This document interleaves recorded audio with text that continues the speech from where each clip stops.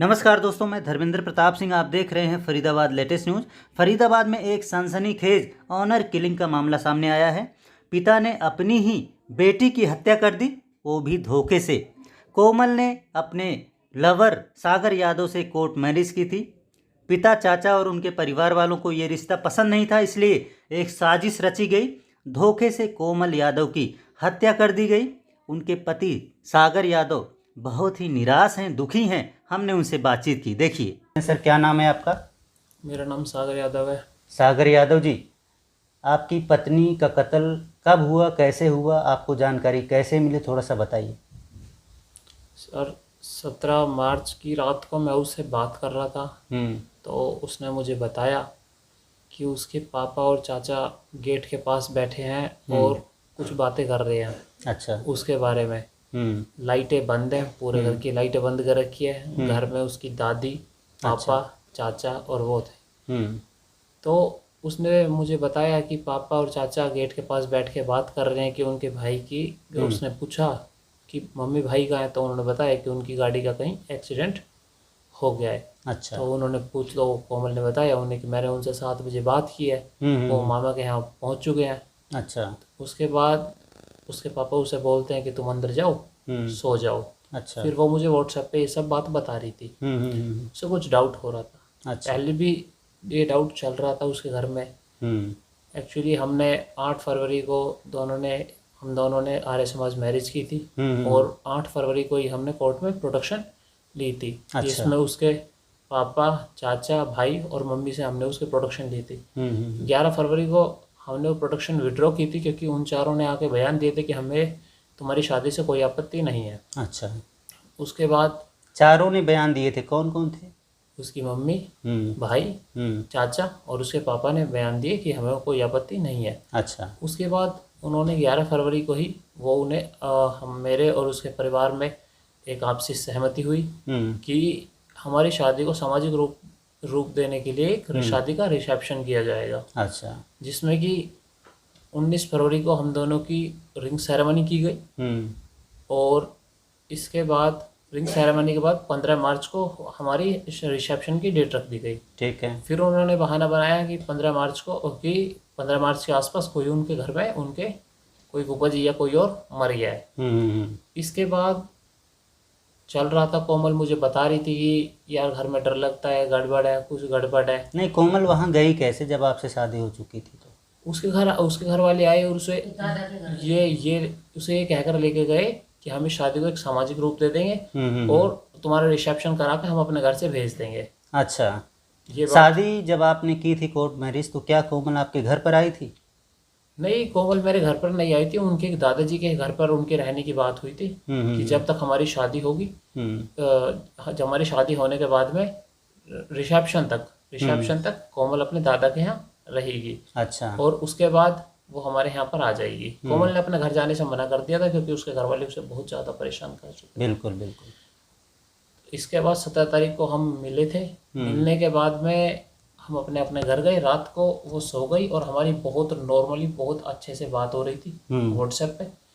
और इसके बाद ये सारा मामला सामने आया। उसके घर वालों ने, उसके पापा और चाचा गेट पर बैठ के कुछ बात कर रहे थे और उसने बताया कि उसके पापा जा रहे हैं और उसके पापा ड्यूटी जा रहे हैं। फिर उसके पापा वापस आए हैं।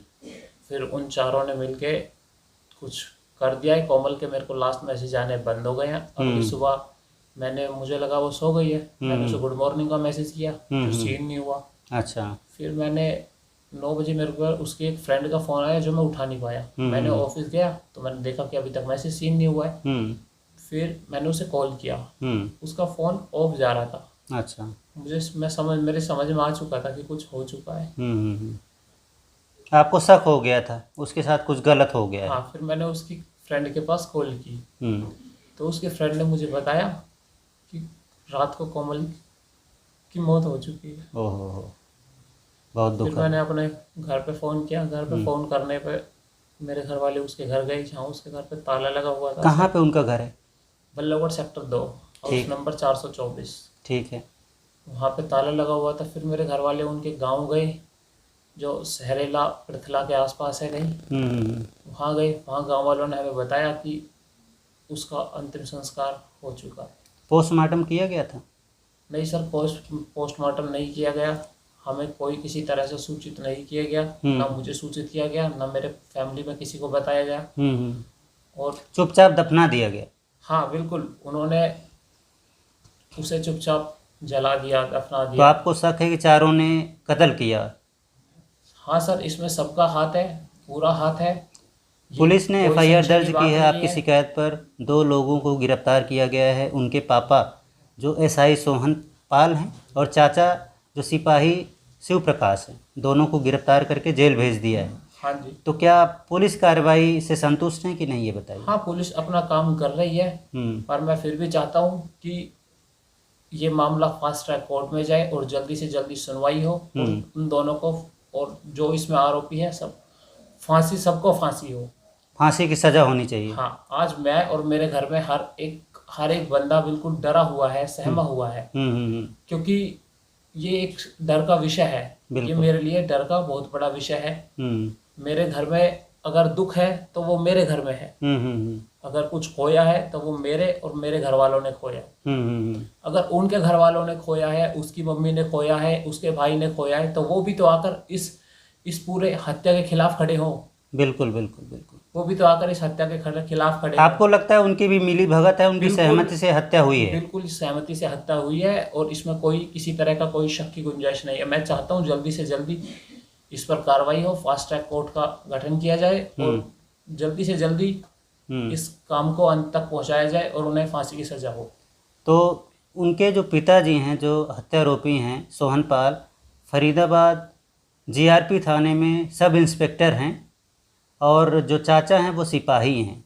तो आपको लगता है कि ये डिपार्टमेंट से हैं, तो क्या इनको सज़ा जल्दी नहीं मिल पाएगी, इसलिए फास्ट ट्रैक कोर्ट की मांग कर रहे हैं आप? हाँ जी, मैं इसीलिए फास्ट ट्रैक कोर्ट की मांग कर रहा हूँ। मैं चाहता हूँ कि कार्रवाई को और बारीकी से किया जाए, कोई किसी तरह का कोई संशय नहीं रहना चाहिए। बिल्कुल।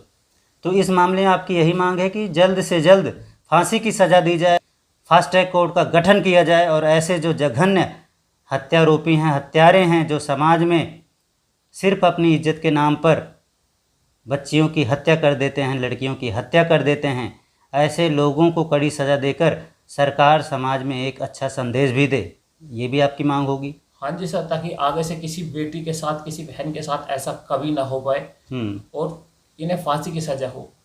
फांसी की सज़ा हो। सर, कितने दिनों से आप कोमल को जानते थे? कितने दिन पहले आपकी मुलाकात हुई थी? हम 2015 से सर कॉलेज में साथ थे और जब से ही हम एक दूसरे को जानते थे। अच्छा, करीब 5-7 सालों से आप जानते थे। अब जाकर आपने उसके साथ कोर्ट मैरिज की, लेकिन उसके परिवार वालों को शायद पसंद नहीं था आपका दोनों का रिश्ता? नहीं सर, उनको हमारा रिश्ता कभी पसंद नहीं था। उन्होंने मुझे भी डराया धमकाया, अभी भी मुझे डरा धमका रहे हैं और मुझे और मेरे परिवार को हमारी जान का उनसे पूरा खतरा है। पूरा खतरा है? डर डर के जी रहे हैं आप लोग? बिल्कुल सर, हम बिल्कुल डर डर के जी रहे हैं और अगर मुझे मेरे परिवार को कभी कुछ होता है तो इसकी पूरी जिम्मेवारी उन्हीं की होगी। उन्हीं की होगी। आपको लगता है जिस तरह उन्होंने अपनी ही बेटी को धोखे से कत्ल करके मार डाला, कत्ल कर दिया, आपके साथ भी कुछ ऐसा ही कर सकते हैं? कर सकते हैं सर। बिल्कुल ठीक है। हमने सागर यादव जी से बातचीत की, बल्लभगढ़ में ये रहते हैं और आरोपी परिवार भी बल्लभगढ़ सेक्टर 2 में रहता है। ये इस मामले में फास्ट ट्रैक कोर्ट के गठन की मांग कर रहे हैं, हत्यारों को जल्द से जल्द फांसी देने की मांग कर रहे हैं ताकि समाज में एक अच्छा संदेश जाए। जो लोग ऑनर किलिंग करते हैं उनके खिलाफ भी समाज में एक कड़ा संदेश जाए। फरीदाबाद लेटेस्ट न्यूज़ से धर्मेंद्र प्रताप सिंह, नमस्कार, जय हिंद।